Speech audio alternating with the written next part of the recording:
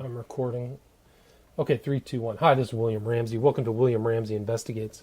On tonight's show, I have a very special guest. His name is Dr. David Canter, Canter.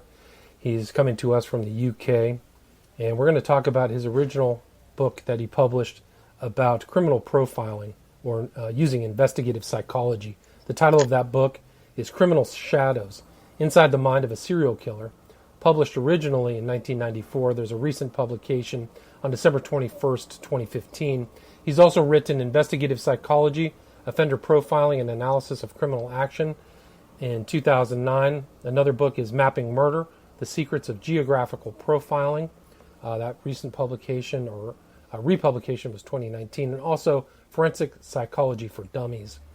He was formerly Professor of Psychology at the University of Liverpool, England, where he is still an emeritus professor. And one of the most important cases that he worked on, and he covers this in the book Criminal Shadows, is regarded as or referred to as the railway rapist case. So we're going to talk about the book and do some case studies. But Dr. David Canter, are you there? Hello there, yes, good to talk to you. Awesome. Well, I appreciate you agreeing to this interview. And for people who don't know your name, can you talk a little bit about yourself and how you became interested in the subject of criminal profiling using investigative psychology? Well, it's quite an unusual and somewhat involved story, because I started off, after finishing my degree in psychology, working in a school of architecture. And just to do it as briefly as possible, I started looking at the design of buildings for escape in emergencies, and looked at a lot of buildings on fire and how people behaved. And because of that, I started looking at police accounts that they collected when there's a fatality in a fire. In Britain, if there's a fatality in a fire, the police initially treat it as a possible murder inquiry. So they interview everybody who's available and who might have experienced what was going on. And I was able to get access to those police statements to build up a picture of how people behave in emergencies.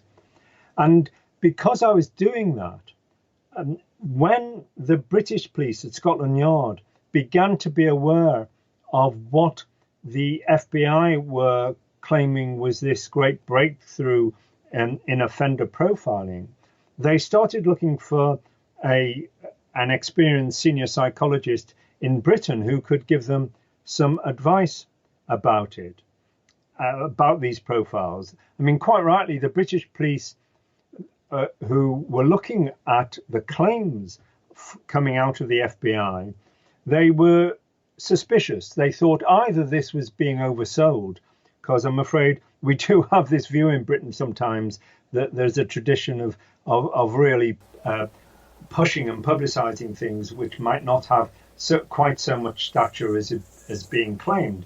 But also, even if it was of use, if this profiling from the FBI really was of use, perhaps it wasn't relevant to Britain, because we have a very different pattern of criminal activity in Britain. We don't have the same bizarre serial killings that you get in America, and we don't have the same gun crime because we don't have guns. I've never held an actual firearm in my life.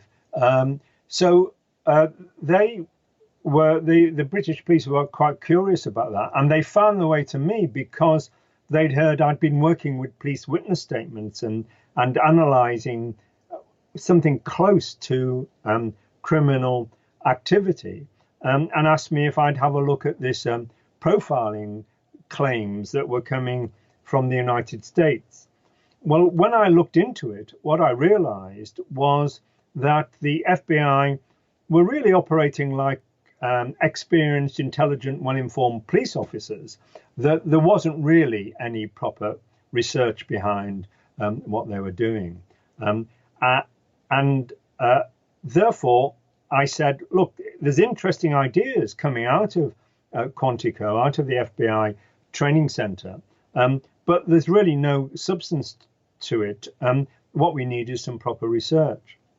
Well, before I managed to get started on that research, the police came to me with a series of rapes that had been carried out around London, and some murders that they tied into those rapes because there were some details that went on in the rapes, particularly the way in which the victims were bound. They actually fastened their two thumbs together with some sort of shoestring or something like that, and that the bodies that were found had a similar sort of binding on them. So they linked these murders and the rapes together, and because they'd been talking to me about this whole idea of profiling, they basically, I mean, I still remember it to this very day. The senior police officer running the whole investigation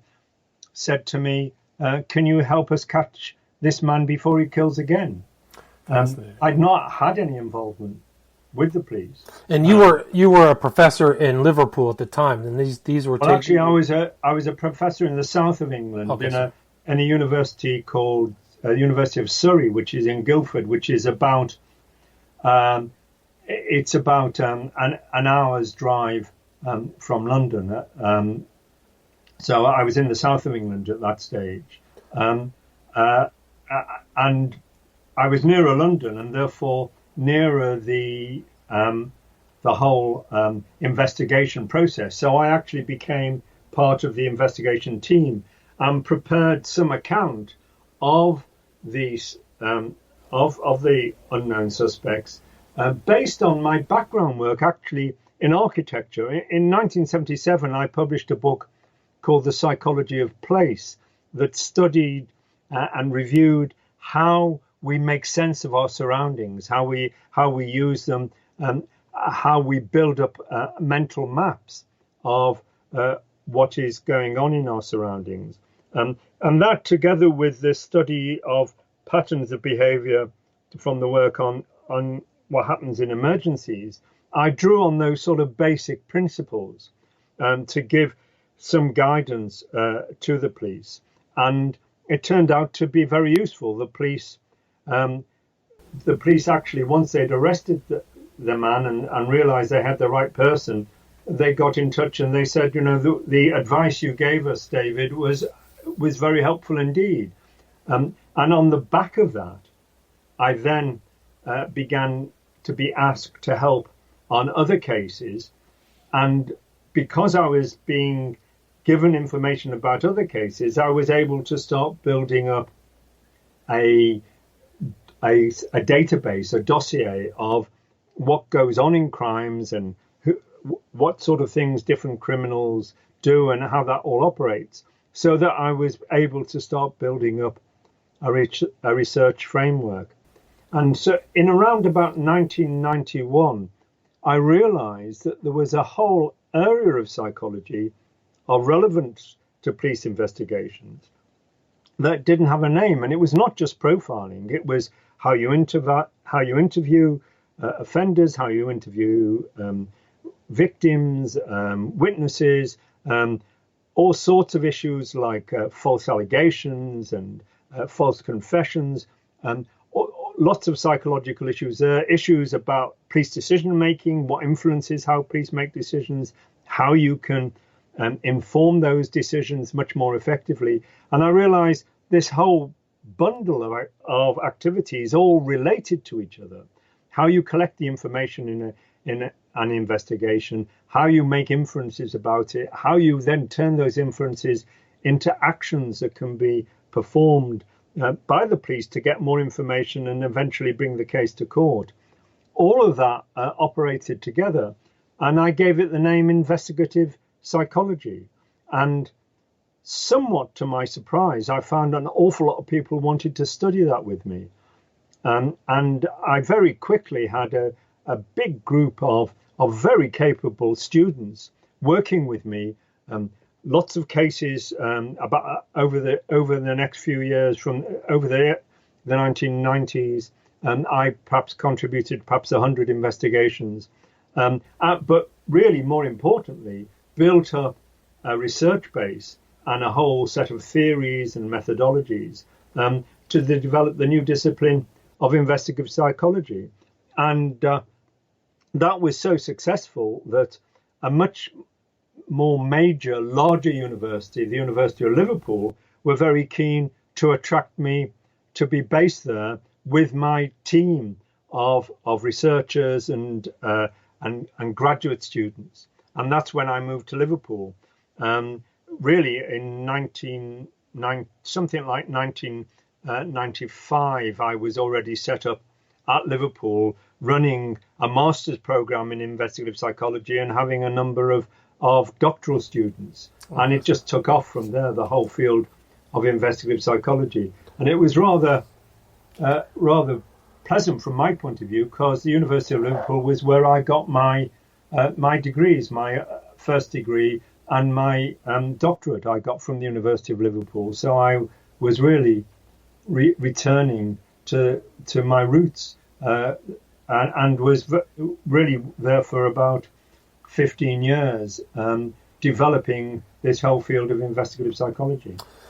And how would you, so describing investigative psychology, how would you, I mean, you talk about some of the principles in this book. I didn't read the Offender Profiling and Analysis of Criminal Action book, but you do talk about some of the steps that you use behaviorally to deter, to kind of investigate a case. Can you talk about that? Yes, it's important, though, to emphasize that it's the whole package of the investigation. It's not just the idea of generating profiles. It's the whole way in which the investigation is carried out, how the interviews of suspects are or of witnesses are conducted, and how the information that the police collect is organized.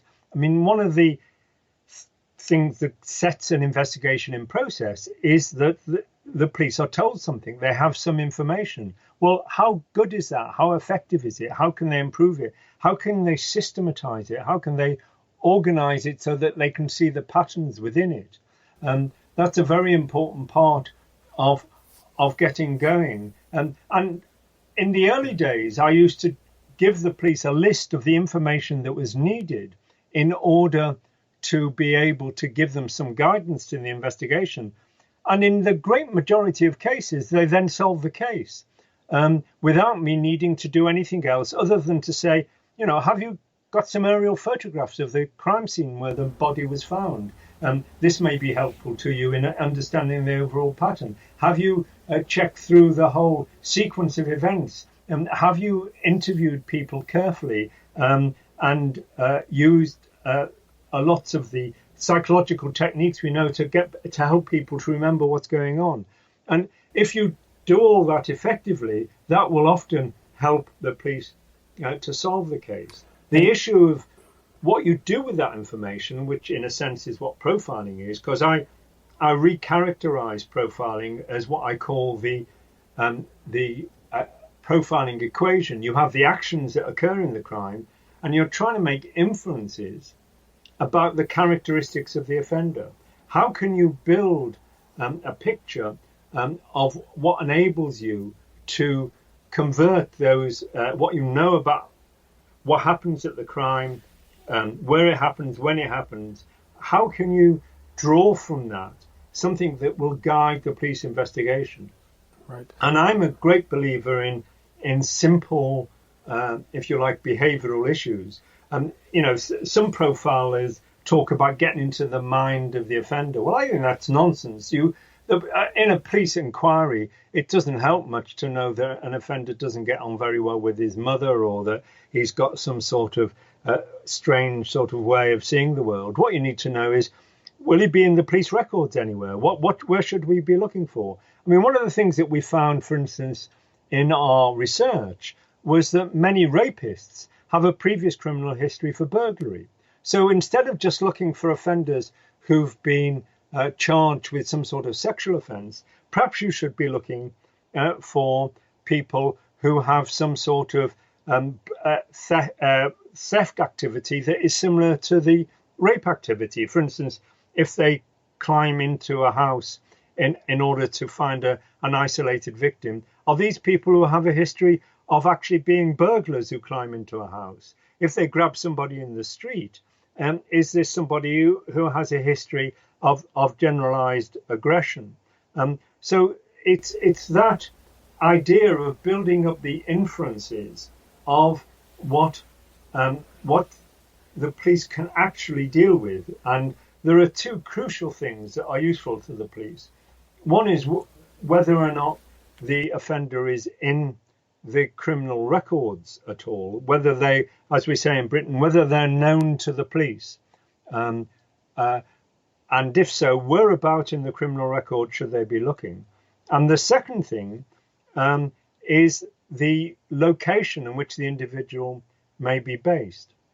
And in fact, that very first case of the railway rapist that drew me into all this in 1985, 86, one of the things I said to the police was that, well, this is a man who is attacking young women on the street, but he chats to them first, and he lulls them into some sort of confidence that they're not of any danger, and then he attacks them. Well, I said that shows something about his relationships to women, and that he is able to develop some sort of relationship, but that he will be rather aggressive. So you should be looking in the criminal records for an individual who's known to have had a relationship with a woman but been aggressive to them.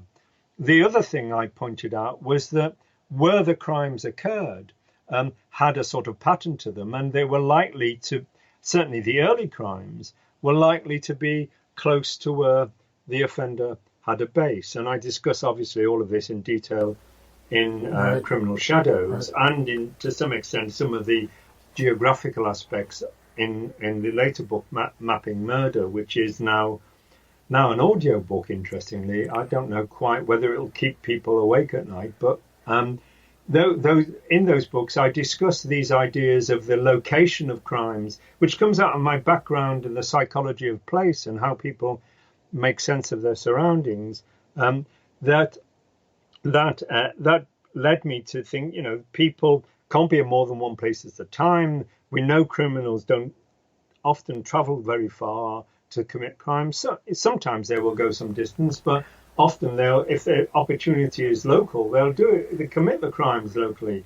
So I suggested to the police that they should be looking for someone who had a base near where they committed those early rapes, and that they would be known to the police for having had a relationship with a woman, but being quite violent in that relationship. So it's pretty straightforward stuff, and that's how they were able to prioritize the various suspects they had and to identify the individual who had actually committed the crimes. Right, and one of your chapters in the book is Criminal Maps, and you talk about this circle hypothesis.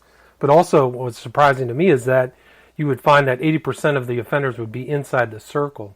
And I also found it interesting, there's a vignette of you in a helicopter over, I think it was Birmingham, looking out and assessing where this rapist would be, these council buildings, and assessing this. I thought that was that the emphasis upon locale was an interesting aspect of your book. Well, I mean, the first area of psychology I operated in was known as environmental psychology, and some people have claimed that investigative psychology is simply a development of environmental psychology. It's not just about location. You have to understand behavior and what puts people in locations and the aspects of the behavior that tell you the significance of the locations. But yes, location is the key to it all. By studying many hundreds of criminals and the patterns of where they commit their crimes in relation to the nature of the crime, we can actually make some estimate of where the offender has a base, and we can put some interesting mathematics on it. And I actually developed a piece of software that I call Dragnet that allows people to put in the locations of crimes and give some estimate of where the offender may have some sort of base. It may be where they're living, It may be a nightclub or a bar that they go to, and then they go out from there to commit the crimes. In some cases, it's been where their ex-girlfriend was living, and they knew the area around where that girlfriend was living. That's why I'm using the word base. But essentially, we're all most vulnerable when we're asleep, and that's our most private and vulnerable situation.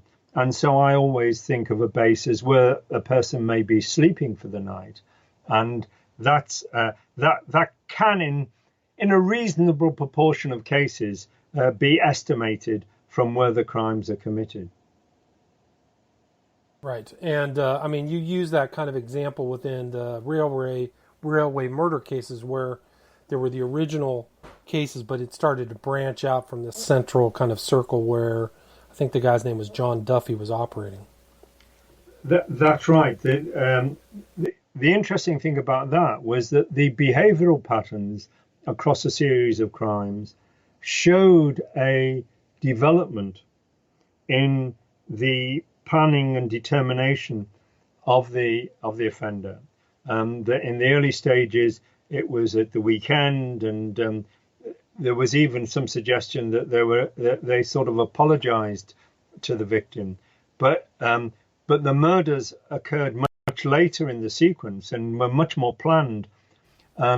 So the individuals involved were much more determined.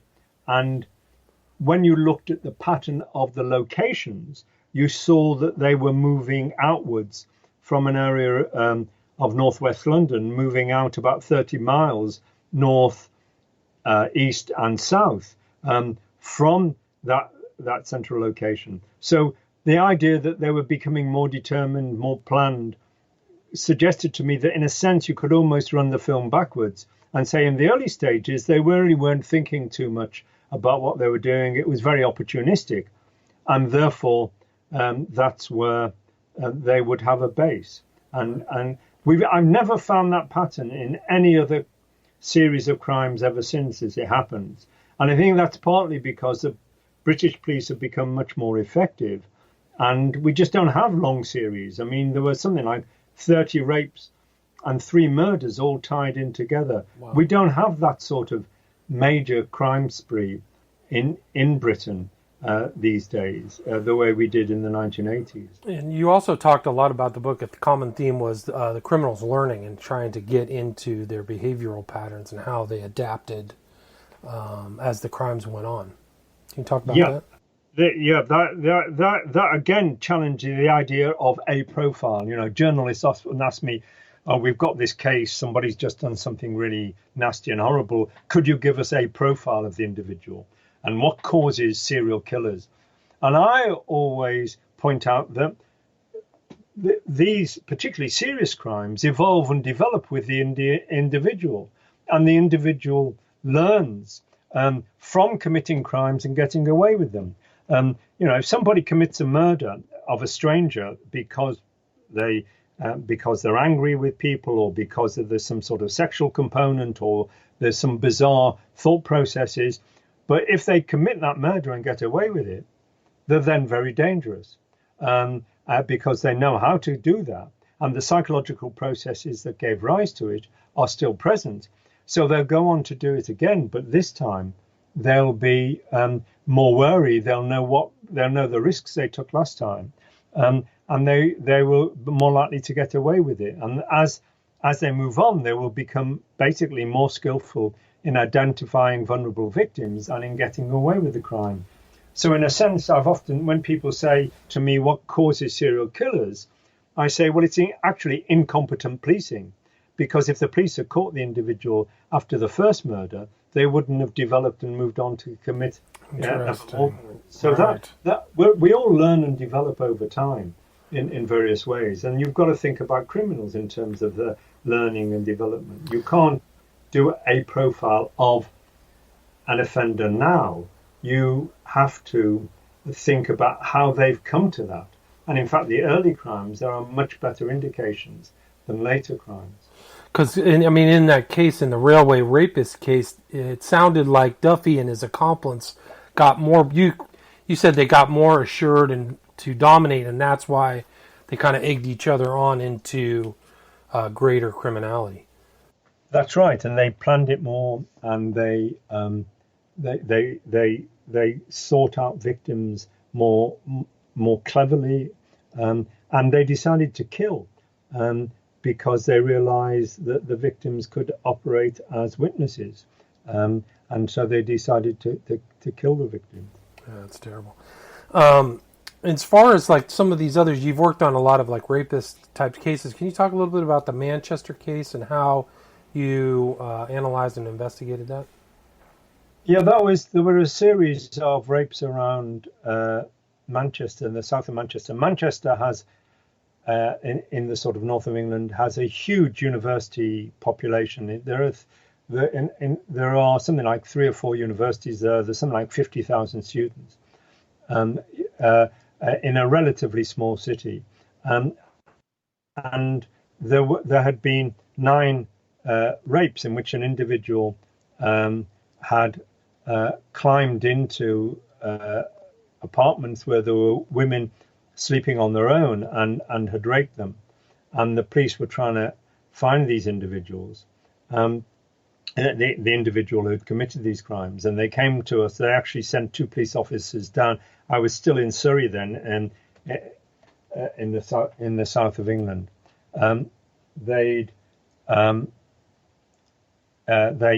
Sorry, I've just been interrupted. They sent 2 police officers down from Manchester to work on the material with me, and when we looked at the details of that material and actually did some statistical analysis on the patterns of behaviour, we were very surprised.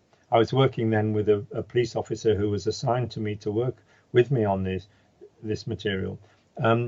We were very surprised at the very different types of behaviour across the crimes, and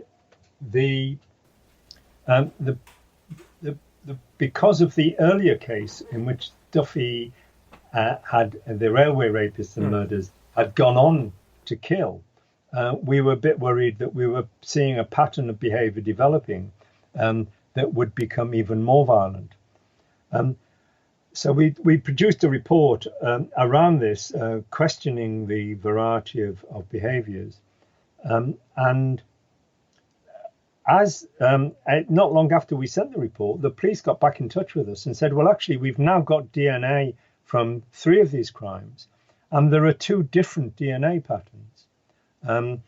So there are 2 different individuals involved. There are 2 crimes with the same DNA, but there was a 3rd crime with a quite different DNA. So we were able to put that onto the statistical analysis we did, and that enabled us to actually suggest which other crimes that they didn't have DNA for were committed by the same person because the behaviour was similar, and that the other crimes that had a very different pattern of behaviour were committed by the other DNA individual. And that helped them to trace through and to find the individual and to get convictions on a bundle of crimes for each of the 2 individuals. Interesting.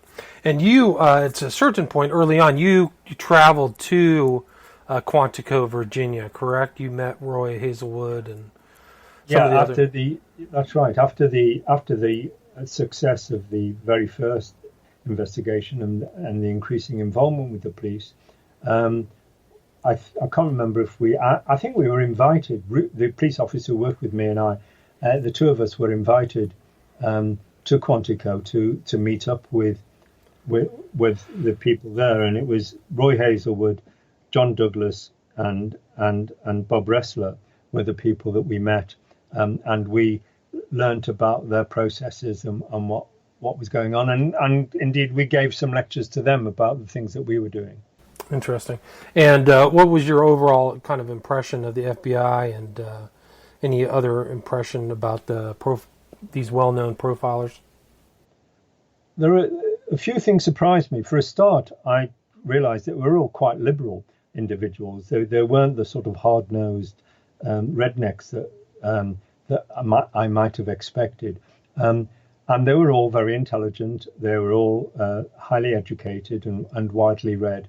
And they had some very interesting ideas about criminals. And so I could see, as informed, intelligent individuals, they may have some useful opinions. Because don't forget, the situation in America, in the States, is very different from Britain. In Britain, we have about 40 different law enforcement agencies, 40 different police forces, and that means some of our police forces are huge. I mean, the Metropolitan Police, that has its head office at Scotland Yard, they employ about 30,000 police officers. Wow. So that means that they can have very specialist individuals who are very experienced, say, in murder investigations.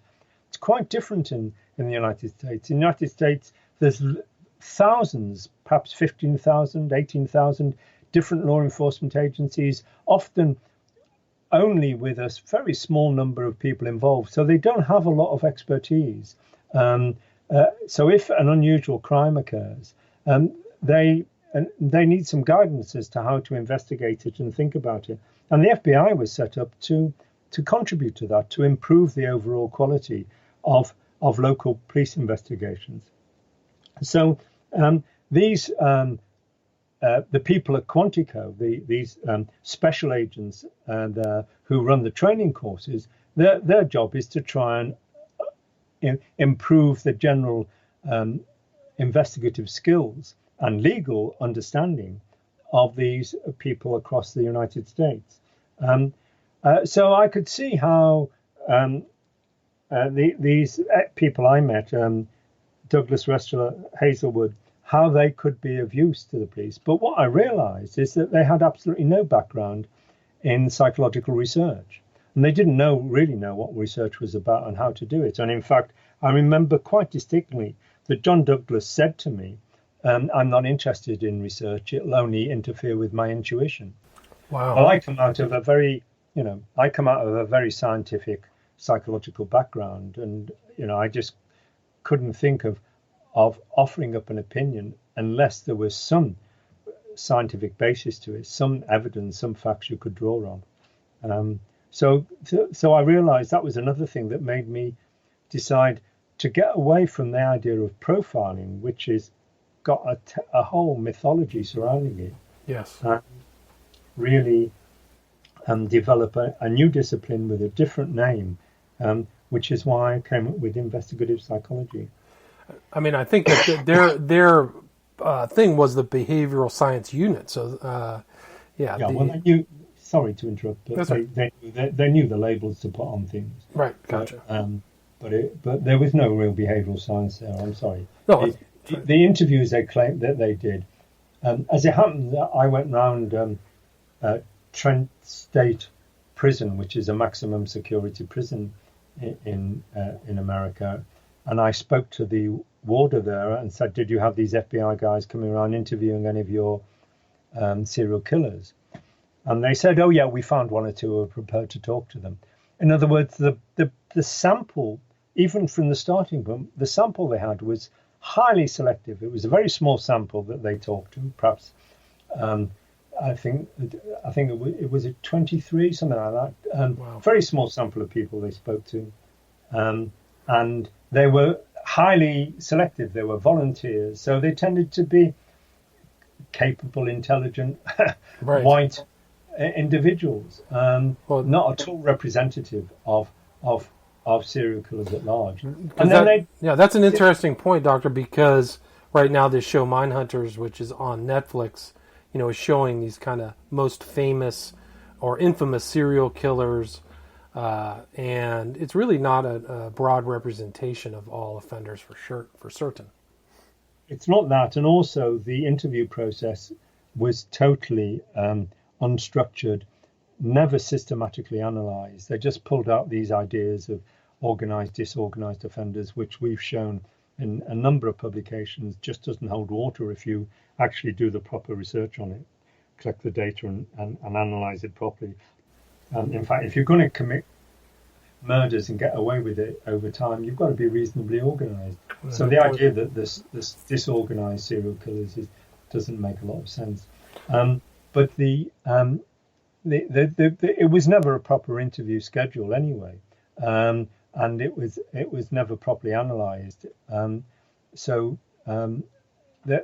was another reason why I decided we had to start doing some proper research in this area. And now I published lots of papers, and you mentioned the textbook called Investigative Psychology that brings together summarizes a lot of the research that's been done over the years. I mean, I've now had about 100 doctoral students. A number of them are now senior professors around the world, and I've lost count of the number of master's students I've had, but they've all done interesting research and published very widely. So it's now a great research literature.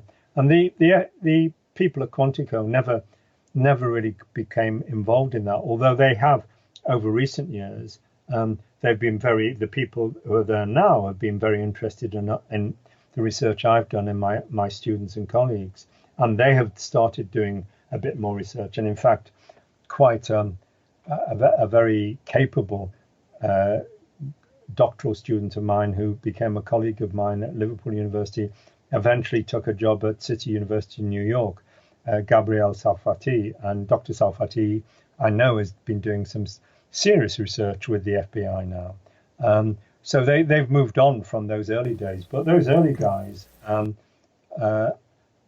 they really just were operating like any police officer would, who has the chance to talk to a criminal and find out a bit about them. But of course, what happens is, if you've spoken to a serial killer, that gives you a real sort of badge, some sort of significance in the public eye, even though what you've got from them may be very misleading. We know a lot of serial killers are pathological liars and really will give you the account that they want to.